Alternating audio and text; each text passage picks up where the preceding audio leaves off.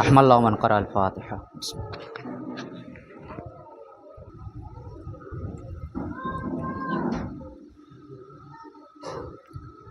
لا حول ولا قوة الا باللہ العلی العظیم. اعوذ باللہ من الشیطان اللعین الرجیم. بسم اللہ الرحمن الرحیم. وَأُفَوِّضُ أَمْرِي إِلَى اللَّهِ إِنَّ اللَّهَ بَصِيرٌ بِالْعِبَادِ. فَوَقَاهُ اللَّهُ سَيِّئَاتِ مَا مَكَرُوا لَا إِلَٰهَ إِلَّا أَنتَ سُبْحَانَكَ إِنِّي كُنتُ مِنَ الظَّالِمِينَ. فَاسْتَجَبْنَا لَهُ وَنَجَّيْنَاهُ مِنَ الْغَمِّ وَكَذَٰلِكَ نُنجِي الْمُؤْمِنِينَ. حَسْبُنَا اللَّهُ نِعْمَ الْوَكِيلُ وَنِعْمَ الْمَوْلَىٰ وَنِعْمَ النَّصِيرُ. ثم الصلاة والسلام على تحية والإكرام على الأمي المكي المدني القرشي الهاشمي مولانا ومولى الثقلين جد الحسن والحسين أبي القاسم مصطفى محمد وعلى آل بيته الطيبين الطاهرين المعصومين المنتجبين المنتخبين. أما بعد فقد قال الله تعالى في كتابه الكريم وقوله الحق. بسم الله الرحمن الرحيم. يا أيها الذين آمنوا اتقوا الله وكونوا مع الصادقين. صلوات الرحمن.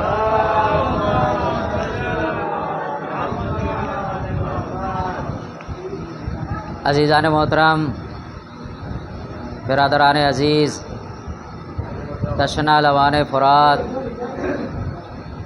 عاشقان محمد و آل محمد، محبان اہل بیت، غمخواران شہزادی کونین، عزاداران امام مظلم کربلا، میں نے جس آئے کریمہ کو اپنا سرنامہ سخن قرار دیا ہے، اس میں پروردگار یہ ارشاد فرماتا ہوا نظر آ رہا ہے کہ بسم اللہ الرحمن الرحیم، شروع کرتا ہوں اللہ کے نام سے جو بڑا مہربان اور نہایت ہی رحم کرنے والا ہے. یا ایھا الذین آمنو، اے ایماندارو، اے ایمان لانے والوں، اتقوا اللہ، تقوی اللہ کا اختیار کرو، وکونوا مع الصادقین، اور صادقین کے ساتھ ہو جاؤ. ہو سکتا ہے کہ فراٹے کی آواز زیادہ ہو، تو لہٰذا آپ لوگ سے گزارش یہی ہے کہ جو نوجوان ہیں وہ لوگ صلوات پڑھتے ہوئے کم از کم آگے آ جائیں. آ جائے آپ.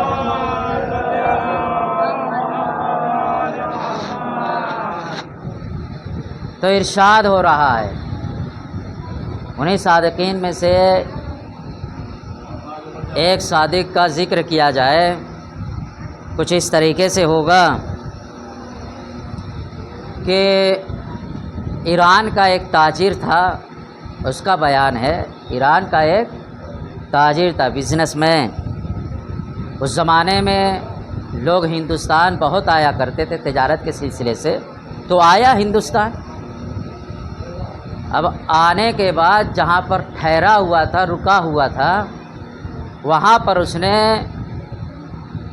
شور و شرابہ سنا، لوگوں کی آوازوں کو سنا کہ کچھ کہتے ہوئے ایک طرف بھاگتے ہوئے جا رہے ہیں.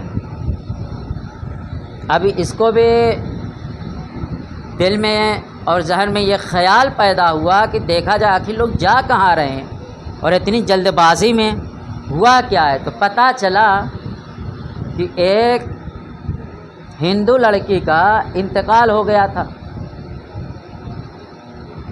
اب وہاں انتقال جو ہوا تھا وہاں پر رواج یہ تھا کہ انہیں جلایا جاتا ہے.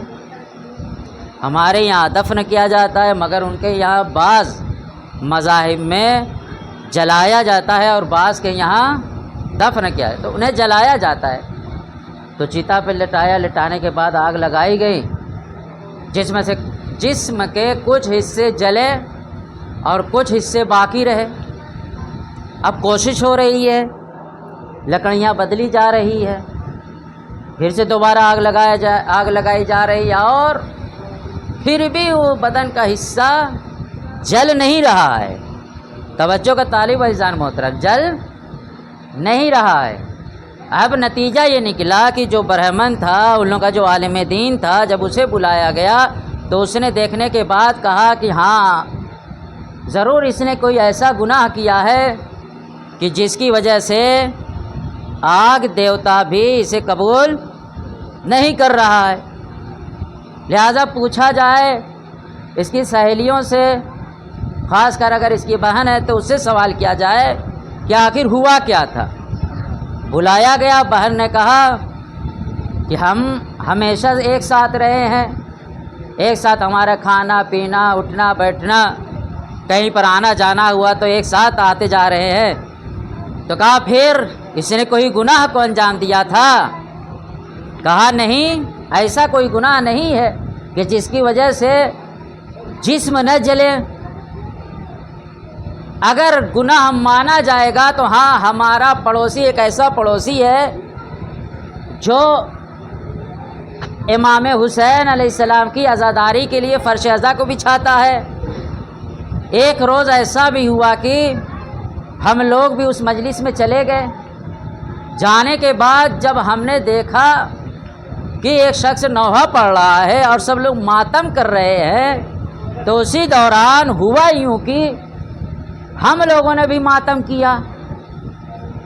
اب اگر اس کے گناہ مانا جائے تو صرف وہی گناہ ہے، اس کے علاوہ میری بہن نے کوئی گناہ کو انجام نہیں دیا ہے۔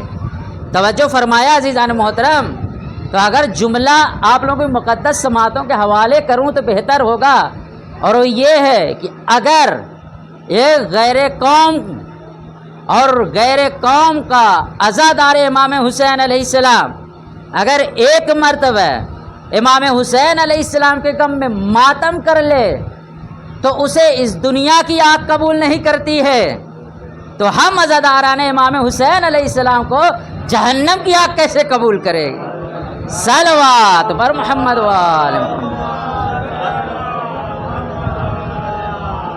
تو عزیزان محترم، جناب ابن عباس ہے اور مولا کائنات ہے، کہا یا علی قرآن مجید کی ذرا تفسیر کر دیجئے۔ کہا اچھا۔ ایک مرتبہ آسمان کی طرف نگاہ دوڑائی، دوڑانے کے بعد کہا چلو ٹھیک ہے، عشاء کا وقت گزر گیا، بیٹھ جاؤ۔ اب تفسیر کرنا شروع کیا قرآن مجید۔ ابھی بسم اللہ الرحمن الرحیم کی تفسیر میں تھے کہ صبح نمودار ہونے لگی۔ تو جناب ابن عباس نے کہا کہ مولا ذرا سمیٹ دیجئے، مختصر کر دیجئے، ابھی بسم اللہ الرحمن الرحیم کی تفسیر ہو رہی ہے، ابھی تو 114 سورہ باقی ہے، ابھی بسم اللہ الرحمن الرحیم کی تفسیر میں صبح نمودار، مولا ذرا سمیٹ دیجئے۔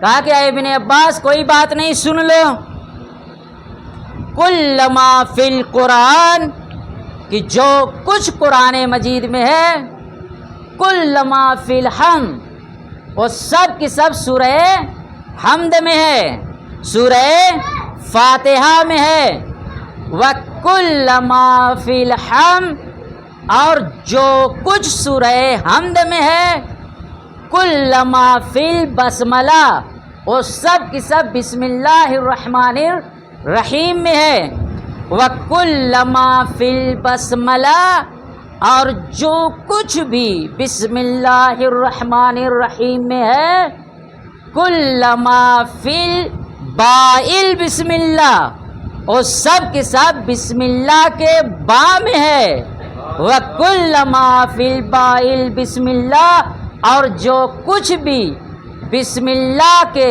با میں ہے، کل ما فی نقطۃ البسم اللہ، وہ سب کی سب بسم اللہ الرحمن الرحیم کے نقطے میں ہے، وَأَنَا الَّتِي نقطۃ من تحت الباء، اور اے ابن عباس سمجھ لو میں وہی نقطہ ہوں جو بسم اللہ کے نیچے دیا جاتا ہے، اب سمجھ میں آیا نا؟ مولا کائنات، امیر کائنات، امیر المومنین، غالب علی کل غالب علی بن ابی طالب کے فضائل و مناقب کو اگر پھیلایا جائے گا تو کبھی یاسین، سورہ یاسین دھڑکن بن کر دھڑکتی ہوئی نظر آئے گی، اور سورہ رحمان اس کا صحرا پڑھتی ہوئی نظر آئے گی، اور سورہ انسان پورا قصیدہ پڑھتی ہوئی نظر آئے گی، یا جملے کو سمیٹ کر یوں کہہ دیا جائے کہ پورا قرآن ان کی منقبت خوانی کرتی ہوئی نظر آئے گی۔ یعنی اگر پھیلایا جائے تو قرآن بنے اور سمیٹا جائے تو بسم اللہ کا نقطہ، صلوات بر محمد وآل محمد۔ تو عزیزان محترم، ابھی تفسیر بسم اللہ کی نہیں ختم ہوئی تھی، اب سن لیجئے اللہ کے رسول نے یہ ارشاد فرمایا کہ طلب العلم فریضۃ علی کل مسلمین و مسلمہ، کہ علم کا حاصل کرنا ہر مسلمان مرد اور عورت پر واجب ہے۔ جیسے ہی یہ کہیں گے تو سوال یہ، اب کون سا علم حاصل کرنا؟ تو مفسرین کے درمیان اختلاف پایا جاتا ہے۔ بعض نے کہا کہ علم فقہ، بعض نے کہا کہ علم کلام، بعض نے کہا کہ علم فلسفہ، بعض نے کہا کہ علم نجوم، بعض نے کہا کہ علم قرآن، بعض نے کہا کہ علم تفسیر، بعض نے کہا کہ علم درایا، بعض نے کہا کہ علم روایات، بعض نے کہا کہ علم حدیث، بعض نے کہا کہ علم جبر، بعض نے کہا کہ علم نجوم ستاروں کا علم، بعض نے کہا کہ علم کیمیا، بعض نے کہا کہ طب۔ الگ الگ لوگوں نے الگ الگ علم کا تذکرہ کیا، مگر جب خلاصہ کیا جائے گا تو ایک جواب ضرور ملے گا کہ دیکھو ہمیں اس علم کو حاصل کرنا چاہیے کہ جس کتاب میں دنیا کے تمام علم سمو دیے گئے ہوں، یعنی قرآن کا علم حاصل کرنا چاہیے، یعنی قرآن کا علم حاصل کرنا۔ کیوں؟ ارشاد ہوا ولا رطب ولا یابس الا فی کتاب مبین، یعنی قرآن مجید میں ہر خشک و تر کا تذکرہ کر دیا گیا ہے، یعنی پوری کائنات کا علم قرآن مجید میں سمو دیا گیا ہے۔ اور سورہ یاسین میں پروردگار نے یہ ارشاد فرمایا وَكُلَّ شَيْءٍ أَحْصَيْنَاهُ فِي إِمَامٍ مُبِينٍ۔ تاریخ گواہ ہے کہ اللہ کے رسول نے کہا کہ یہاں پر امام مبین سے مراد امیر کائنات کی ذات والا ہے، یعنی اب جو علم حاصل کرنے کے لیے کہا گیا ہے کہ ہر مسلمان پر واجب ہے، ہر مسلمان مرد پر بھی اور عورت پر بھی واجب ہے کہ علم حاصل کرے۔ اگر قرآن کا علم مانا جائے گا تو جب کوئی قرآن کا علم حاصل کرے گا گویا ایسا رہے گا کہ اس نے علم فقہ کو حاصل کیا، اس نے علم رجال کو حاصل کیا، اس نے علم تفسیر کو حاصل کیا، گویا کہ کائنات کے پورے علم کو حاصل کیا۔ اور پروردگار نے اس قرآن مجید کے تمام علوم کو احصا کیا ہے امام مبین میں، یعنی اگر کسی کا بھی اعتقاد امیر کائنات پہ ہوگا وہ ہمیشہ علم حاصل کرتا ہوا نظر آئے گا۔ صلوات بر محمد وآل محمد۔ حدیث اور آگے بڑھی کہ کب سے کب تک علم حاصل کیا جائے۔ بعض لوگ ارے ہمارا بچپنا گزر گیا، جوانی گزر گئی، اب کیوں علم حاصل کریں؟ تو کہا کہ اطلب العلم من المہد الی لحد، یعنی تمہیں علم حاصل کرو گہوارے سے لے کے آغوش مادر سے لے کے قبر تک آپ کو علم حاصل کرنا، یعنی سن و سال کی قید و بند نہیں ہے کہ جب تم جوانی کے عالم میں ہوگے تب علم حاصل کرنا، نہیں۔ اگر تمہارا بچپنا ہے اور پروردگار نے تمہیں اتنا اچھا ذہن دیا ہے تم بچپنے میں بھی حاصل کر سکتے ہو، جوانی میں بھی حاصل کر سکتے ہو، بڑھاپے میں بھی حاصل کر سکتے ہو۔ اچھا یہ کہاں حاصل کیا جائے گا؟ کہا اطلب العلم ولو بالسین، تم علم کو حاصل کرو۔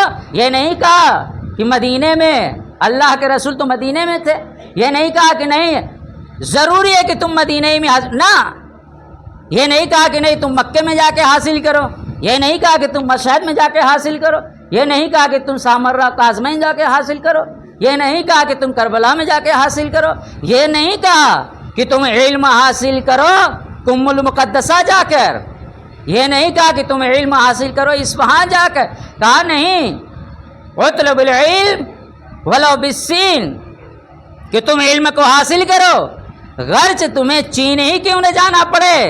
یعنی جو بھی علم اور جس علم کی زمانے کے اعتبار سے ضرورت ہے، اگر وہ علم ہمارے شہر میں نہیں پایا جاتا ہے اور معلوم ہو جائے کہ کوسوں دور پایا جاتا ہے، تو اللہ کے رسول نے کہا ہے کہ معاشرے اور سوسائٹی کے ضروریات کو مد نظر رکھتے ہوئے تم وہاں سے سفر کرو، اور اس علم کو حاصل کرنے کے بعد پلٹنے کے بعد اپنے قوم اور معاشرے کے درمیان لوگوں کو علم بانٹو۔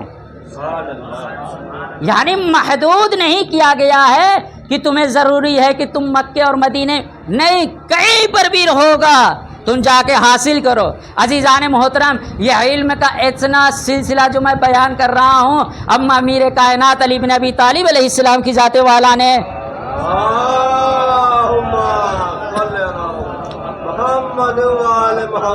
یہ ارشاد فرمایا کہ علمنی رسول اللہ صلی اللہ علیہ وآلہ وسلم، کہ اللہ کے رسول نے مجھے سکھایا، تعلیم دی، من العلم الف باب، علم کے 1000 باب، کتنے؟ 1000 باب، وَيَنْفَتِحُ لِي، اور میرے لیے وہ باب کھلا، الف بابن، من الف بابن، الف بابن، یعنی کہ ایک باب سے 1000 باب کھلے۔ یہ ہے مولا کائنات علی بن ابی طالب علیہ السلام کا علم۔ اب اگر ایسی شخصیت کو اللہ کے رسول یہ ارشاد فرمائے کہ انا مدینۃ العلم وعلی بابھا، کہ میں شہر علم ہوں اور علی اس کے دروازہ ہے، تو جب دروازے کا عالم یہ ہے کہ وہ ایک علم سے 1000 علم کی شاخیں نکالتے ہوئے نظر آ رہے ہیں، تو اس رسول کا کیا عالم ہوگا کہ جنہیں شہر علم کہا جاتا ہے۔ اب سمجھ میں آ رہا ہے نا کہ جو لوگ نعوذ باللہ اللہ کے رسول کو ان پڑھ کہتے، نہیں وہ جاہل تھے، پڑھے لکھے نہیں تھے، ذرا ہوش کے ناخون تو لو، وہ شہر علم ہے اور علی اس کے دروازہ ہے۔ اب علی کے علم کا یہ عالم ہے تو شہر علم کا کیا عالم ہوگا۔ عزیزان محترم، ایک واقعہ، چونکہ وقت کافی تیزی کے ساتھ گزر رہا ہے اور اسی میں میرے خیال سے پورا وقت تمام ہو جائے گا، مل جل کر صلوات پڑھیں، اس کے بعد میں بیان کروں۔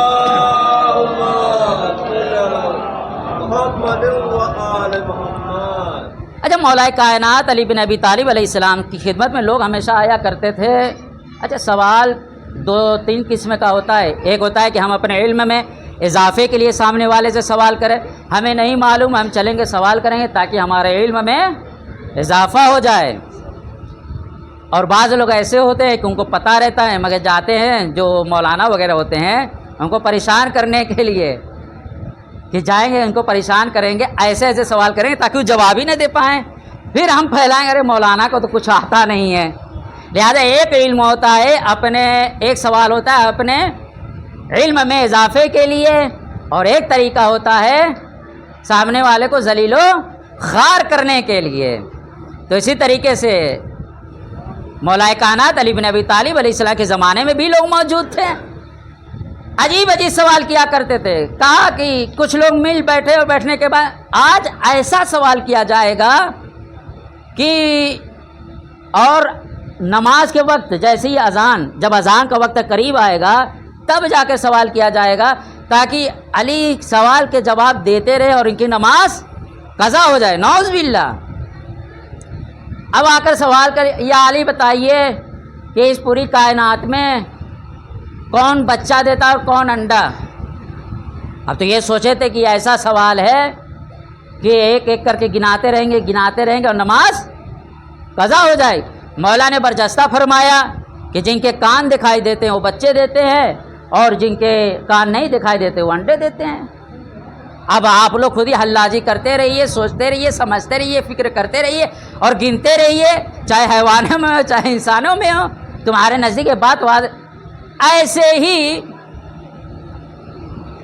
10 لوگوں نے کہا کہ ایسا سوال بنایا جائے کہ جا کے کیا جائے، اگر الگ الگ سوال رہے گا تو مولا جلدی جواب دے کر فرصت پالیں گے، لہذا ایک سوال ایسا بنایا جائے کہ ہم جب 10 لوگ وہی ایک سوال کریں تو جب مولا جواب دیں گے، اگر ہم تمام حضرات کو یعنی 10 کے 10 لوگوں کو اگر ایک جیسا جواب دیا علی کی ذات والا نے، تو ہم یہ کہیں گے ان کا علم محدود ہے، ان کے پاس علم کی کمی ہے، اور اگر جدا جدا دیا تو فبیا قبول کر لیا جائے گا۔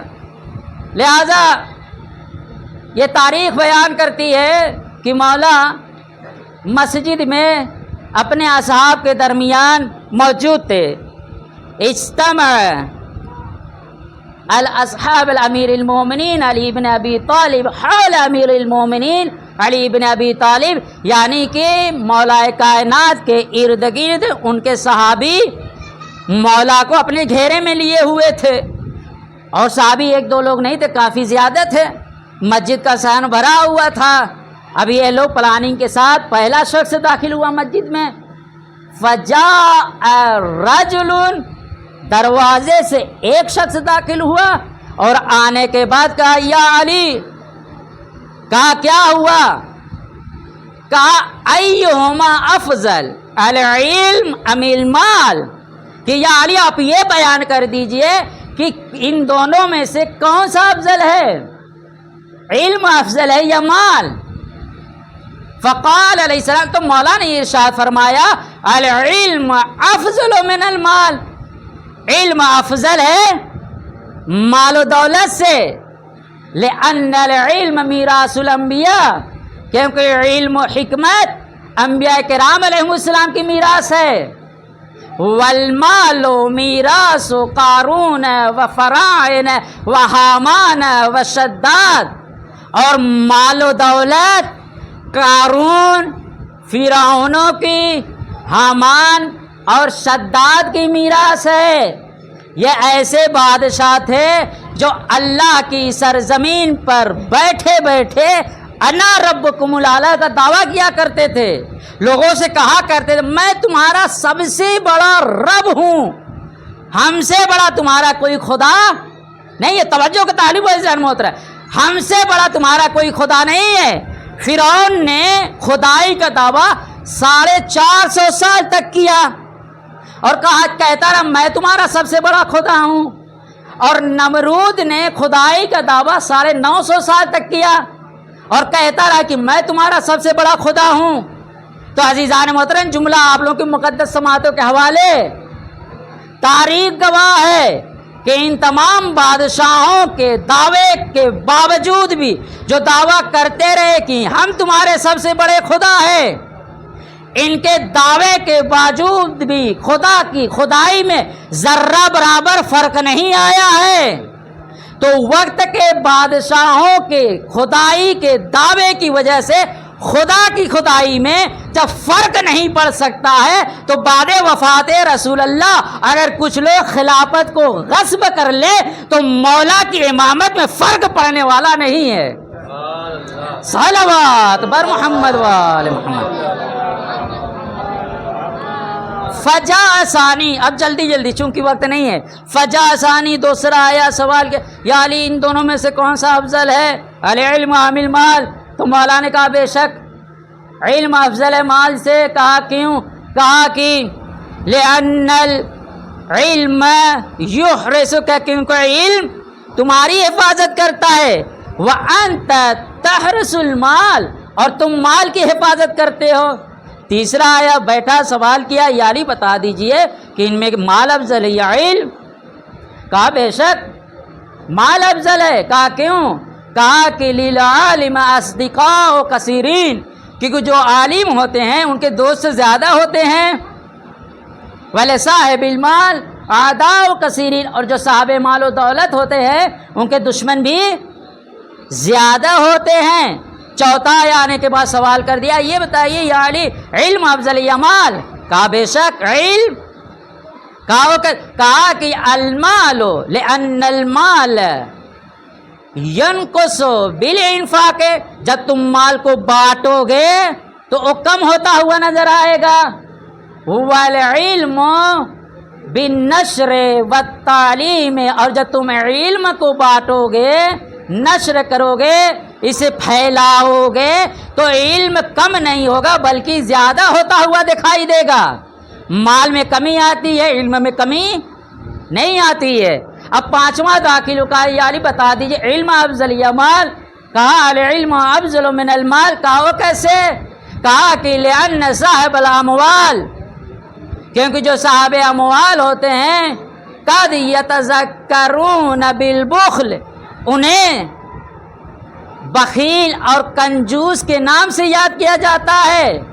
وصاحب العلم، اور جن کے پاس علم ہوتا ہے انہیں وَيَذْكُرُونَ صاحب العلم بالعظمت والفضل، اور جن کے پاس علم ہوتا ہے انہیں عظمت اور فضیلت کے ساتھ یاد کیا جاتا ہے، ان کا ادب اور احترام کیا۔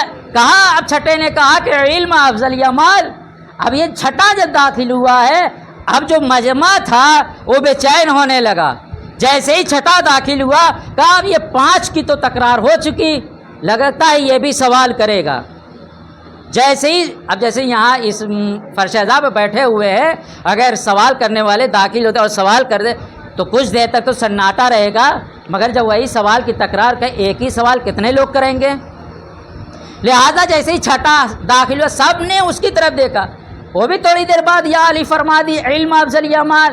کہا علم افضل من، کہا کیوں؟ کہا لأن المال یسرق بالسارق، کیونکہ مال جب کوئی چوری کرتا ہے وہ آسانی سے چرا لیتا ہے۔ والعلم فلا یسرق، اور علم ایک ایسی دولت ہے جسے کبھی بھی کوئی چرا نہیں سکتا ہے۔ اب سمجھ میں آیا نا؟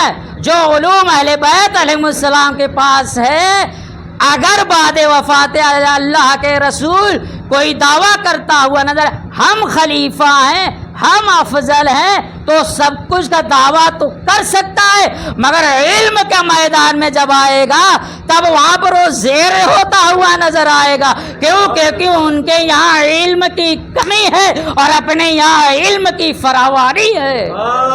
صلوات بر محمد وآلہ۔ ساتواں آنے کے بعد یعنی علم افضل یا مال؟ کہا بے شک علم افضل ہے، لأن المال، ٹائم زیادہ ہو رہا ہے، لأن المال یبلا بمرور الزمان، کیونکہ مال و دولت جو ہوتی ہے جیسے جیسے زمانہ گزرتا جاتا ہے وہ مال و دولت پرانی ہوتی جاتی ہے۔ والعلم فلا یبلا، اور علم پرانا نہیں ہوتا ہے۔ آٹھواں جیسے ہی داخل ہوا آٹھویں نے بھی سوال کر لیا، کہا بے شک علم افضل ہے۔ کہا کیوں؟ کہا اس وجہ سے علم افضل ہے کہ لأن المال یفارق صاحبہ عند الموت، کیونکہ مال صاحب مال کو موت کے وقت جدا کر دیتا ہے۔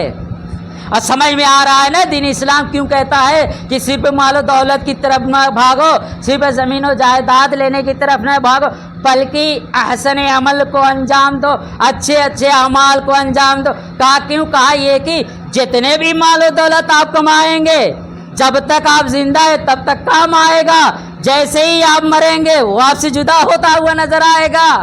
اور اگر کوئی صاحب علم ہوگا والعلم ينفعه فی الدنیا والآخرہ، اور اگر آپ نے علم کو حاصل کیا ہے تو وہ علم دنیا میں بھی کام آئے گا اور آخرت میں بھی کام آئے گا، یعنی علم دنیا میں بھی کام آنے والا ہے آخرت میں بھی۔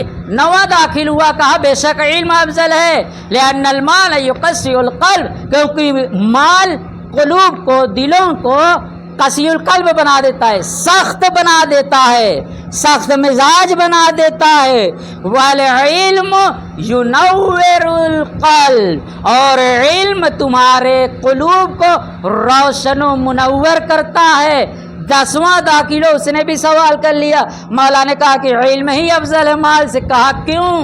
کہا کہ لأن صاحب المال قد یتکبرون، کہ جو جن کے پاس مال و دولت ہوتی ہے وہ متکبر ہو جاتے ہیں، وہ مغرور کرنے لگتے ہیں، وہ غرور و گھمنڈ میں مبتلا ہو جاتے ہیں۔ اور جن کے پاس علم ہوتا ہے وہ یتواضعون، ان کے یہاں منکسر مزاجی ہوتی ہے، وہ ان کے یہاں انکسار پایا جاتا ہے۔ جب آپ ایک صاحب مال کے پاس جائیں گے، ہو سکتا ہے کہ وہ آپ کی شرافت و نجابت کو مد نظر رکھتے ہوئے آپ کا ادب و احترام کرتا ہوا نظر آئے، مگر جو صاحب علم ہوتے ہیں اگر ان کے پاس ایک بچہ بھی آئے گا تو اس کا ادب و اخلاق اور کردار دیکھتے ہوئے اس کا ادب کرتا ہوا نظر آئے گا، اور اگر ایک 60 سالہ شخص بھی آ جائے گا تو اس کے بھی ادب و احترام میں اپنی جگہ سے بلند ہوتا ہوا نظر آئے گا۔ صلوات بر محمد وآلہ محمد۔ تو عزیزان محترم، اب اس کے بعد مولا کائنات نے ارشاد فرمایا لو سألنی اہل الدنیا ھذا السوال، اگر اس کائنات فانی کا ہر ایک شخص مجھ سے یہی ایک سوال کرے تو لأجبت کل منہم، تو میں علی بن ابی طالب ہر شخص کو جواب دوں گا بے جواب غیر صاحب ہی، جو میں نے پہلے والے کو جواب دیا تھا وہ جواب نہیں دوں گا بلکہ اس کے علاوہ جواب دوں گا۔ اب سمجھ میں آیا کہ مولا نے یہ دعویٰ کیوں کیا تھا کہ ایھا الناس سلونی قبل ان تفقدونی، کہ اے لوگوں جو کچھ پوچھنا ہو مجھ سے پوچھ لو، میں زمین سے زیادہ آسمان کے راستے کو جانتا ہوں۔ اب یہ بات واضح اور روشن ہو گئی کہ جن کے پاس علوم اہل بیت ہوگا وہ دنیا کے سپر پاور طاقت کو بھی للکارتا ہوا نظر آئے گا، ان کے حملے کو روکتا ہوا نظر آئے گا، ڈیفنس کرتا ہوا نظر آئے گا، اور علوم اہل بیت کو اجاگر کرتا ہوا نظر آئے گا۔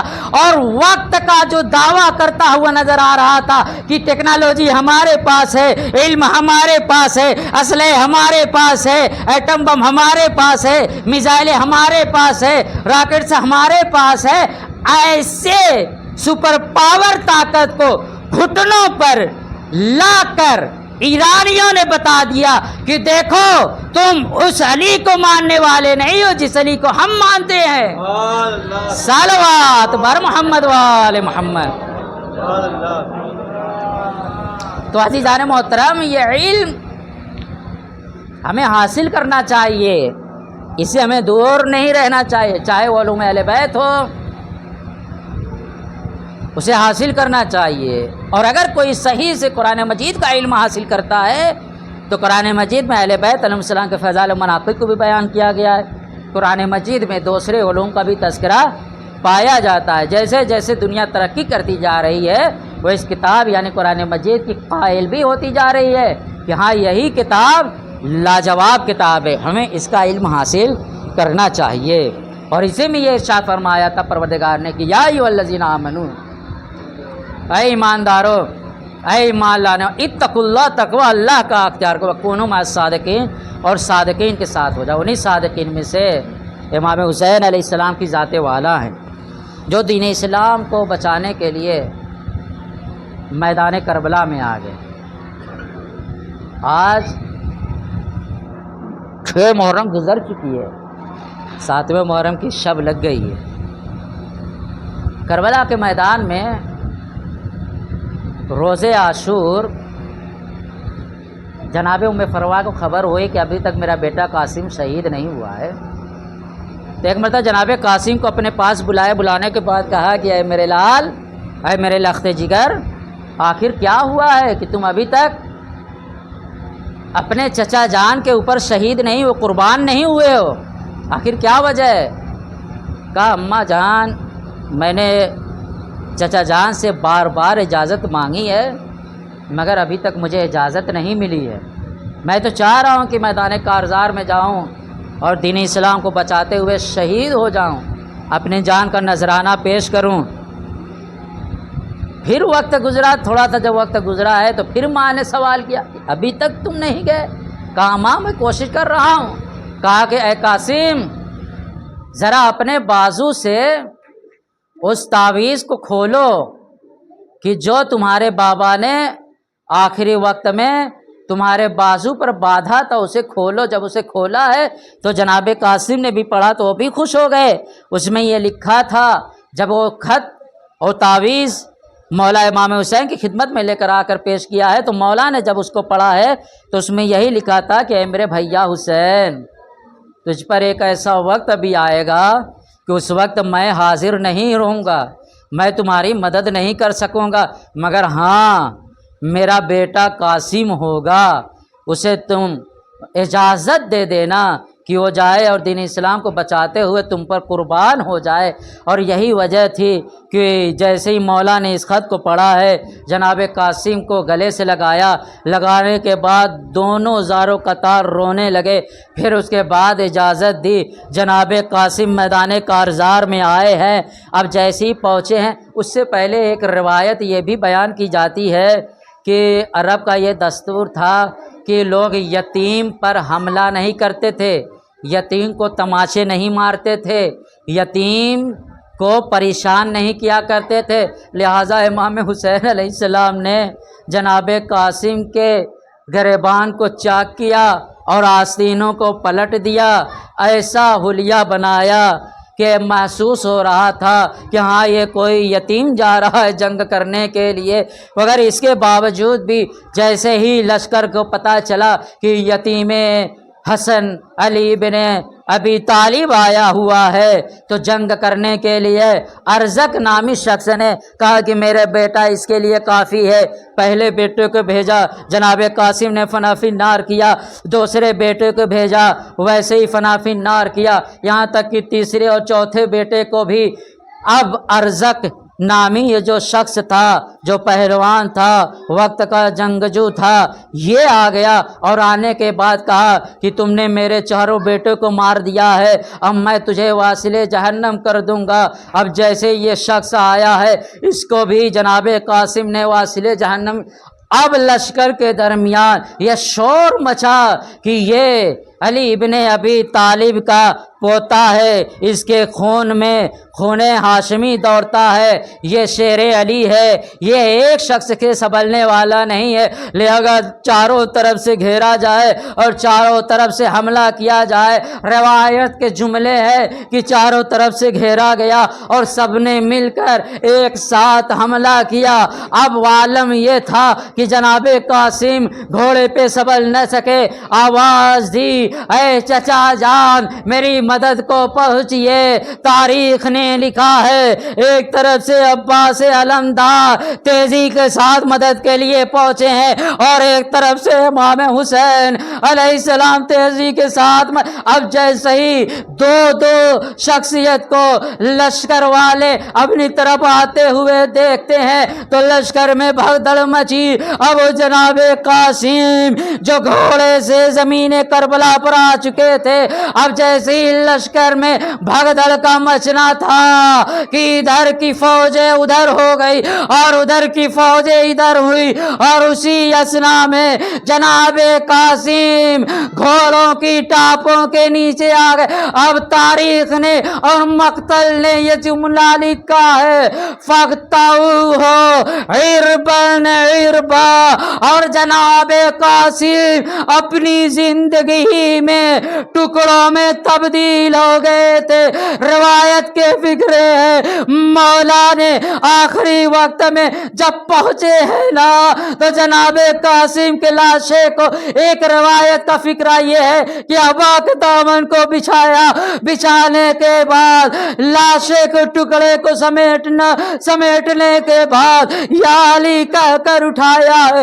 ایک روایت یہ بھی بیان کرتی ہے کہ جناب قاسم قاسم کو اپنے آگوں سے محبت میں اٹھایا اور اٹھانے کے بعد خیمے کی طرف گئے ہیں اور جب خیمے تک پہنچے ہیں کہا ہے ام فروا ارے تیرے لال کی قربانی قبول ہو گئی، تیری قربانی قبول ہو گئی اے زینب، ارے ذرا اپنے بھتیجے قاسم کے لاشے کو سنبھالو۔ جناب زینب نے لاشے کو لیا، خیمے میں لٹایا اور سجدے میں گر گئی، خدا کا شکر ادا کیا۔ اور جناب ام فروا نے اللہ کی بارگاہ میں کہا اے میرے پروردگار میرے اس چھوٹے سے نذرانے کو قبول کرنا۔ اور جناب قاسم اس طریقے سے مولا امام حسین علیہ السلام پر فدا ہو گئے، قربان ہو گئے، اور اپنی زندگی میں یہ کربلا کے ایک ایسے واحد شہید تھے کہ جنہیں زندگی میں سم اسپا سے پامال کر دیا گیا تھا۔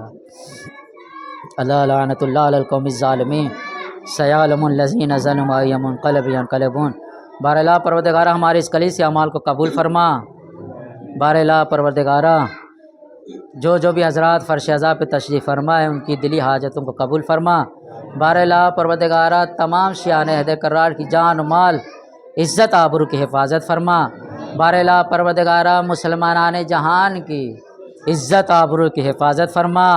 باراللہ پروردگار پرچم اسلام کو سربلند فرما، پرچم کفر و شرک و نفاق کو سرنگو فرما۔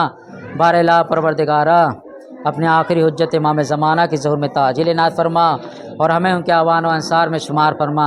ربنا تقبل منا انک انت السمیع العلیم۔ ماتم حسین۔